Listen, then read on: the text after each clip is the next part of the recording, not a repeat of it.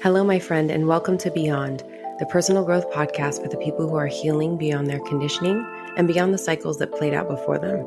My name is Katie Lynn, and with 20 years of experience in the field of psychology and human behavior, I am bringing my natural curiosity, expertise, and personal life experiences here for discussions that are guaranteed to be informative, inspiring, and entertaining.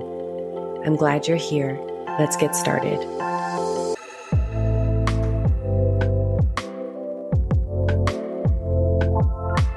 Amy, welcome to the podcast. Thank you so much for being on today. I really appreciate you being available and open to this powerful conversation. My pleasure. Happy to be here. Yes. So I invited you on earlier this week because we were having a dialogue about a particular awareness. And I said, Amy, this is so powerful. Would you be open to coming on the podcast and sharing this with other people? Because I know so many women wrestle with the topic that we're about to dive into today. So what you shared with me was the awareness and maybe even stuckness that around health routines, the relationship with your body, and sort of yo-yoing between being fit and healthy and, in air quotes, in shape, and then sort of losing it and falling back into patterns that aren't as self-honoring, that maybe even look more like self-sabotage. So can you tell me a bit more about that in your experience? Sure. Just a little background. I've been in excellent shape. One might consider athletic level shape multiple times in my life. It was my childhood. And then as I grew up, probably three longer instances of being in shape and being like, this is who I am. This is who I've always been. Mm-hmm. Yes, I'm doing it. I'm strong. I'm fit. And I love the way I feel.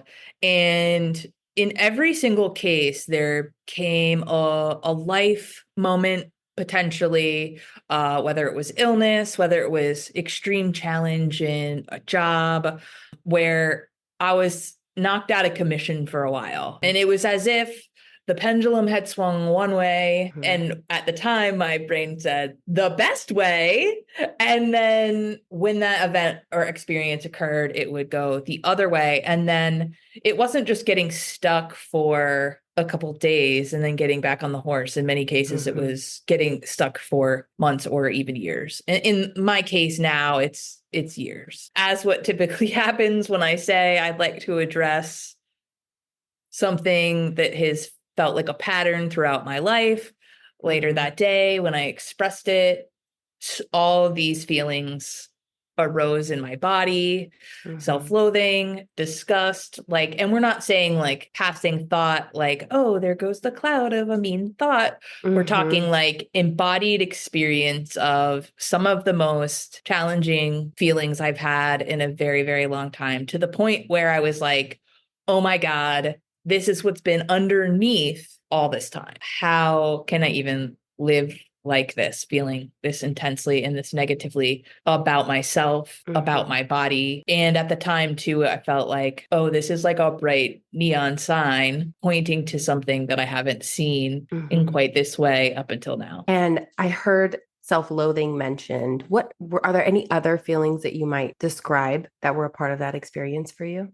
Yeah, disgust, hate, judgment towards the choice of not being in action around healthy movement and healthy eating. Mm-hmm. Was like, there was this element of, you're despicable. Like, it was like the sludge on the bottom of the coffee maker, or the coffee pot when you accidentally leave the mm-hmm. burner on too long. It was like that level of ick that was experienced, things that I would never admit to potentially feeling about myself. Mm-hmm. But also feelings that I had never actively felt so intensely. This is a real-time illustration of what we mean when we talk about so much of our thoughts and our awareness being unconscious or subconscious. We can see the evidence of something like this in our day-to-day lives. Right? But it doesn't make sense to us because we are the type of people that would never walk around and say, hey, I'm Katie and I hate myself. We actually walk around the world. Other people will reflect back to us like, you're so powerful, or you're so confident, or you're so skilled, or right? Like that's mm-hmm. their experience of us. And yet mm-hmm. Mhm. when we allow ourselves to acknowledge and honor some of the cycles out loud that we wrestle with that have been patterns throughout our lives, it's almost like opening Pandora's box. Things come popping out of there that feel very foreign to us while also maybe feeling very familiar too. Yeah, I think that you described it perfectly. It was like alarming and also really kind of comfortable in this dysfunctional, like the ugly underbelly Yeah. of the ways that I felt in my life. Yeah, coming to the surface in a way that I couldn't ignore Yeah. anymore. And that's really, for so many of us, that's the impetus of healing. I want to make sure that that point is made because in those moments where it feels so dark and you're like, what the heck? Where did this come from? What is happening? This is not me. Could this be me? Like, is this real? Because it's like a surprise. But it also is one of those things that in that experience of self-loathing, disgust, hate, judgment towards your choices, judgment towards yourselves, like just really feeling all of the ick. I love that term that you use, the ick. Mhm. It's like opening up our eyes to go, now that I can see it, I can choose to continue to identify with it, or I can choose to decide to complete my relationship with this way of being. And it's a really powerful point in our journey, even though it can feel terrible. Yeah. And just to point to part Mhm. of what allowed me to be able to be with the feelings is just the week prior, I had decided that I wanted to address another pattern in another part of my Mhm. life that I had seen over and over Mhm. again. And shame and guilt and Mhm. frustration had come up then. And I realized Mhm. I had a choice that I could share it with Mhm. my amazing, safe, supportive, loving coach who Mhm. also has so much wisdom, or I could not. Part of me was like, oh my gosh, it's Mhm. happening again. I Mhm. was able to not overlay the experience with more shame. I was kind of Yes. all, hey, Katie, it's happening again. And um, yes. And bleh. do you remember what I asked you right before this happened? Like maybe 2 hours before Pandora's box got opened. Nope. I said, Amy, what's your relationship like with discomfort? Yes, you did. Yes, you And did. you dropped a line that was just fantastic in response. You were like, discomfort is an invitation for me to get to know myself better. And it means that I'm, learning and growing. And I'm paraphrasing. And then literally like 2 hours after that, you were like, Katie, the reality is this isn't you at your most authentic. And I believe I reflected this back to you in our conversation continued. As I said, there's no child that comes in to this world with these kinds of self-judgments Mhm. and this kind of self-loathing or criticism, or so these are things that are taught.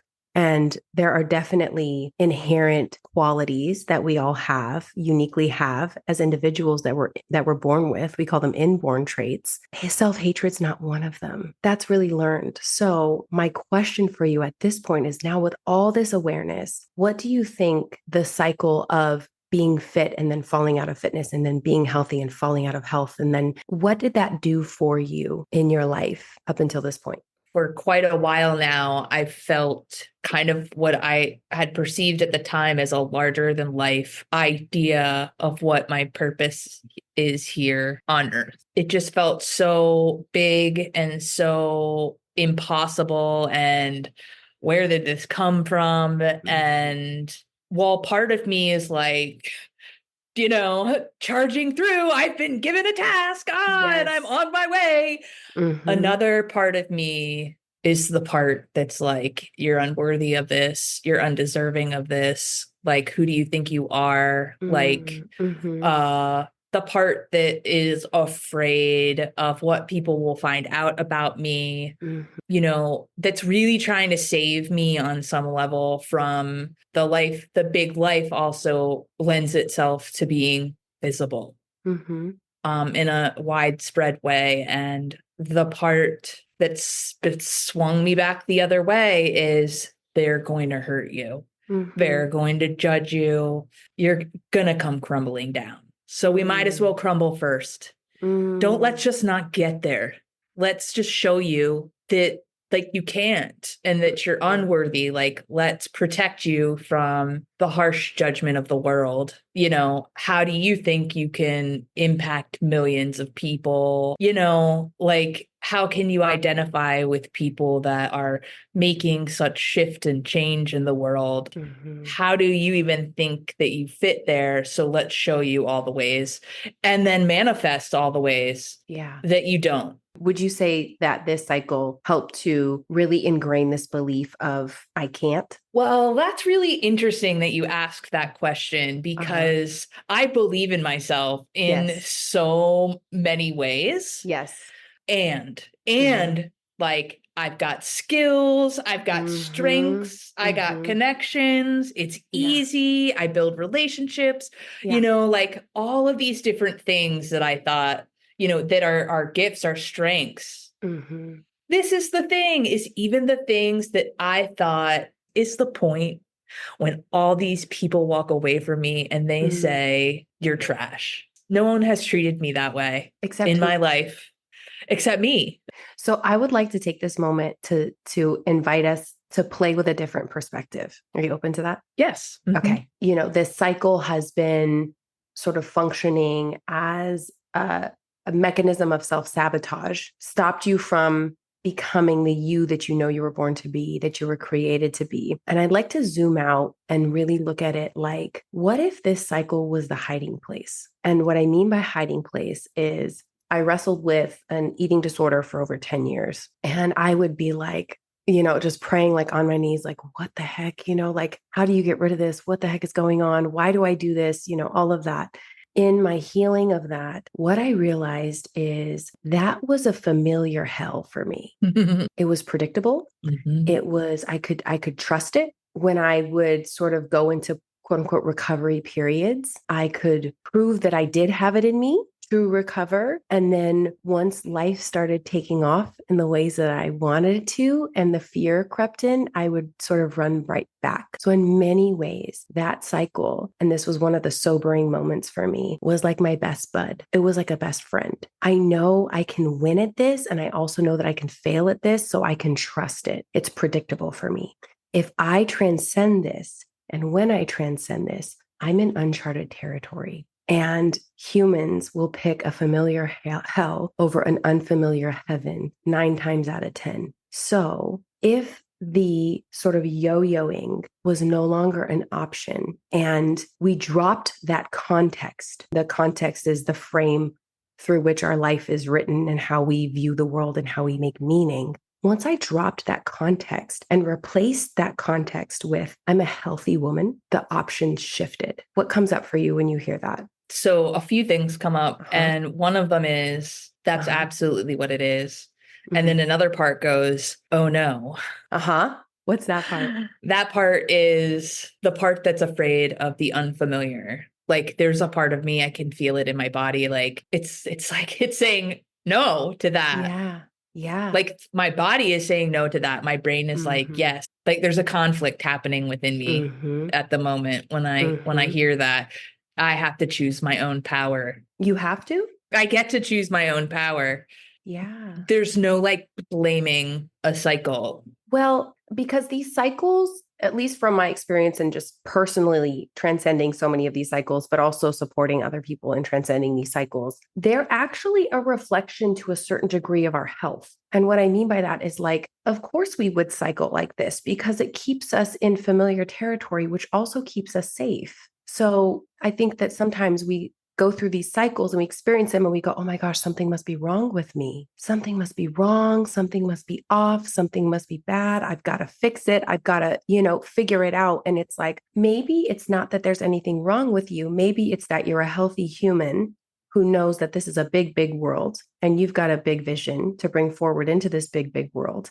And when I heard your reflections earlier about they're going to judge me, they're going to make assumptions, there's no lie there. That's highly possible. And I would be irresponsible to sit here and tell you, Amy, nobody's going to judge you. Even in that, to go, you know what? I have grown into the woman that has the fortitude and the self-knowing and the connection to my divinity to understand that even when they do, I'm safe, I'm good. And what's coming up for me when you say that is the fear that I won't have the resources to handle Mm.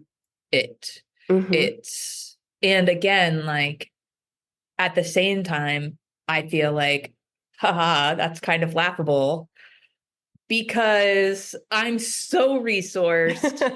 I'm Yeah. more supported than I ever have been Yeah. in any time in my life. And Mm-hmm.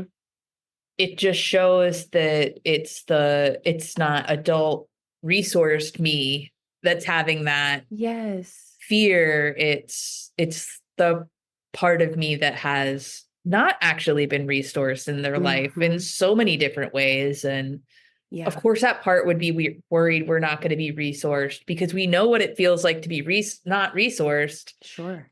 So then again, it goes back to going into the cycle again because, well, Mm-hmm. again, we know what not being resourced feels like. So let's just go Yeah. into that Yeah. Yeah. as if it's true. And I can see myself in many places in my life having a thought that I'm not resourced, and then like Mm-hmm. almost in the same hour having an experience of the opposite and like Yes. calling myself out, and Mm-hmm. sharing with you like, well, this just happened and this person Yeah. just came in and Mm-hmm. it's not in the moments that I'm trying to figure out how to be resourced that the resources show up. Mm-hmm. It's really just in the time that I'm being with whatever is coming up and Yeah. just being a space for it to come up. Mm-hmm. I'm not efforting and trying, which is a great big win for me from a Mm-hmm. lifetime of efforting and trying that the resources come through. It's walking to the mailbox or going to a friend's birthday party or Mm-hmm. reaching out to a Facebook friend and saying, hi, I haven't talked to you in a long time. Like it's just in those natural kind of humaning things Yes. that I find the resources find me. So even the idea that I have to quote unquote figure it out, how to be resourced Mm-hmm. and build resources and ask for resources Mm-hmm. like from people, like figuring out the how, I guess, Yeah. is really that's I can let that go too. And isn't it interesting how we as humans, I remember, gosh, 2 years ago, Ezra had a run-in with a dog, right? Our son, our 2-year-old. But it was a traumatic experience for us. And I remember my husband and I chatting. I said, babe, what's so fascinating about this? All my life I've had dogs and I have loved dogs. I'm that human that like talks to the dog before she greets the human, and then I'm like, Yes. oh, Katie, greet the human, like it's not just Yeah. the dog.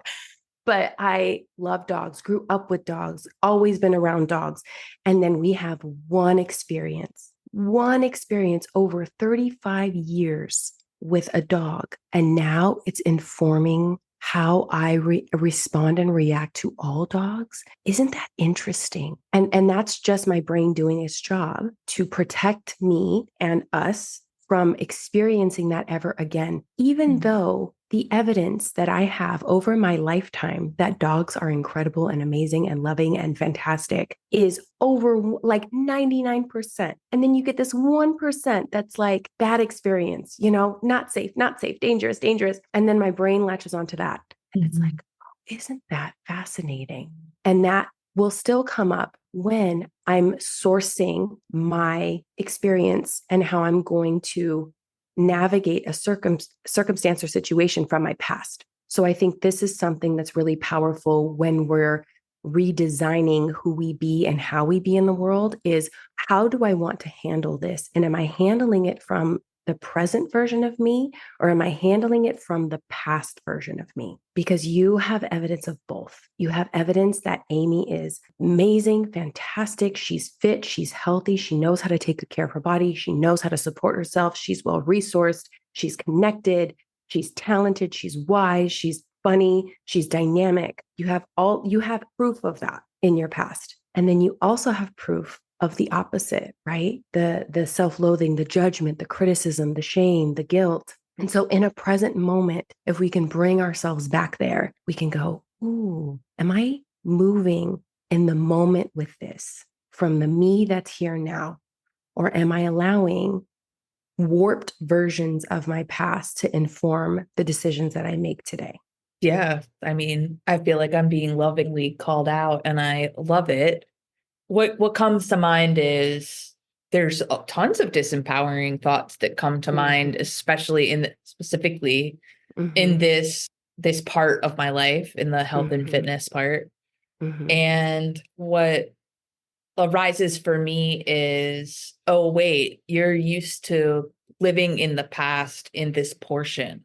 What if bringing awareness in the moment to that part and being like, is this what we want to be doing right now? Like, Mm-hmm. is Mm-hmm. this the lens by which I want to view myself, what I'm Yeah. capable of? And do I want to build a foundation and a future on this disempowering belief that's fleetingly coming? And if I Mm-hmm. lean into the Mm-hmm. negative, then, the disempowering beliefs like to have a disempowering belief party. Like they attract more disempowering beliefs. They So all do. of a sudden there's a It's a rager snowball. happening. Ranger. And it's all, we Yeah. suck. Yeah. Mm-hmm. Which is super interesting, is to choose the more powerful, less practiced, in my case, point of view that says, this is my house. We're not Mm-hmm. having a rager in my house. Yes. Yes. You're all gonna have to find your way out. I can Yeah. show you where the door is. Like, let me escort you from a quiet and peaceful home. Say, what people do I really want? What beliefs do I really want to be attending this part of my life? And Yeah. then choosing them to create what I actually desire, not default get sucked into a rager because I was like, the rager is actually in charge of the house. But Yeah. that's never been true. No, and isn't that the ultimate healing? Because that's essentially you becoming the person you needed decades ago. For sure. Was when in those younger years, right? When like we were just absorbing, especially like 0 to 7 years old, we're like sponges. And we get into these dark situations where, the kid at preschool pushes us, or, you know what I mean? Or somebody says our shirt is ugly, or, we're left out of the, tag game. And didn't we need somebody to show up and be like, hey, it's not true. I got you.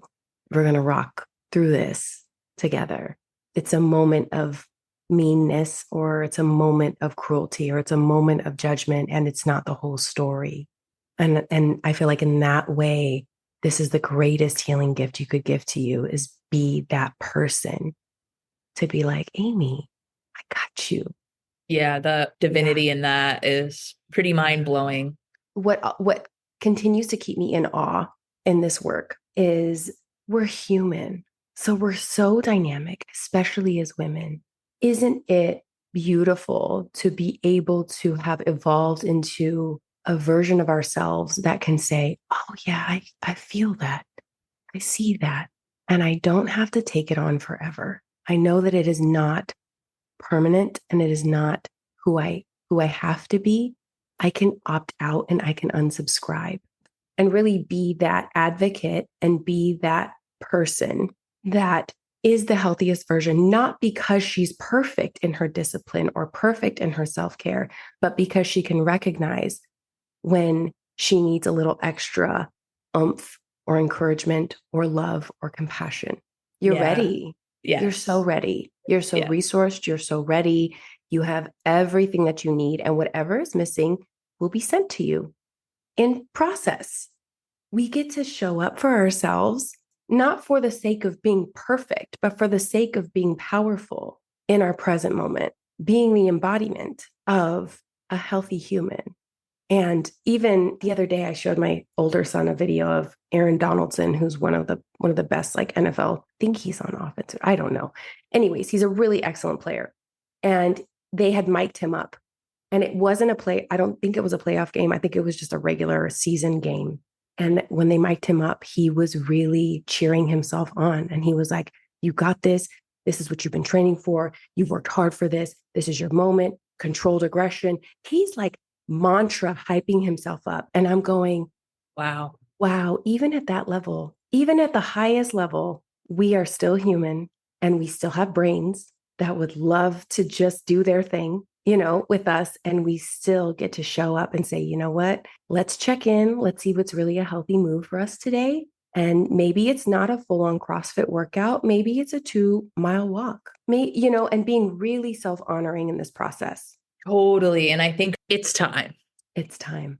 And I would love to ask you a final question. Sure. In the book of Amy, how many more chapters do you think will be devoted to the yo-yoing of your self-care and health? No, there won't be a yo-yo chapter. What I believe is the chapter will be baby steps. This is the, what can we commit to for the next 10 days? Mm-hmm. It's cheering myself on when I put my shoes on. It's, Mm-hmm. oh, look at you wanting to compare yourself to CrossFit Amy. I look around my life now, and really, if I take where I've been and where I am now, like the idea that I can't accomplish this part is kind of ridiculous, because I've crafted a life that I love and that I'm continuing to be intentional about. And really, I'm doing myself a disservice if I allow myself to not stand for more of myself in this particular area of my life. That's beautiful. Beautiful. Anything else you'd like to add before we wrap? I guess my message from myself would be, you have everything that you need. And so the decision really is, what am I going to do right in this moment? And then what am I going to do right in this moment? And then this moment, because I have everything that I need. And now I get to choose it moment by moment and allow it to be small and simple, not something overwhelmingly huge, because a moment is all we really have. Yep, exactly. And that's all life is a series of moments. That's beautiful. Thank you so much, Amy, for being present, for sharing so vulnerably, and for gifting us this experience. I'm so grateful for you. Absolutely. Thank you for having me. My pleasure. As we complete this episode, I would love to know your insights, takeaways, and feedback. You can message me on Instagram at Katie Lynn Rojano, or send them via email to katie@katielynrojano.com. Any products or digital downloads I mentioned can be found via the link in my Instagram bio. If you enjoyed this episode, I encourage you to share it with at least one friend and leave a 5-star review so we can get these impactful dialogues into the lives of even more people. I would also like to thank my guest for their vulnerability and generosity in allowing us to learn from them and grow alongside them. Until next time, friends, let's go beyond.